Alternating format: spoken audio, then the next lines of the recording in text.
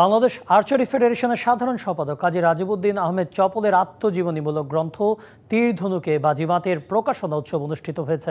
রাজধানীর একটি 5 তারকা হোটেলে জাঁকজমকপূর্ণ আয়োজনে উপস্থিত ছিলেন দেশি বিদেশি অতিথি এবং ক্রীড়া সংশ্লিষ্ট ব্যক্তিত্বরা।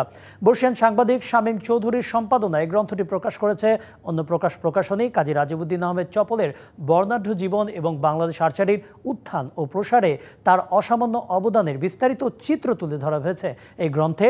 আয়োজনে বিশেষ ক্রীড়া ব্যক্তিত্ব, সাংবাদিক, লেখক, আর্চারি ফেডারেশনের বর্তমান ও সাবেক কর্মকর্তা এবং আর্চাররা উপস্থিত ছিলেন।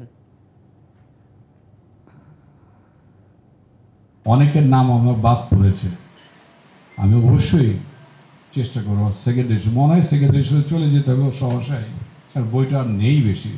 আরেকটা জিনিস আমাকে আমাদের বন্ধুবর অ্যাব্রড যারা বিদেশি আসছে তারা বলছে এটা ইংরেজিতে করো। সে এত বেশি খ্যাতি, সুনাম এবং তার অবস্থান, তার পিছনে বড় কারণ হলো সে সবচেয়ে পৃথিবীতে দামি যে জিনিস টাইম, সময়, সে সেটা দিয়েছে। তার মতো সময় স্পোর্টসে কেউ দিয়েছে কিনা আই ডাউট।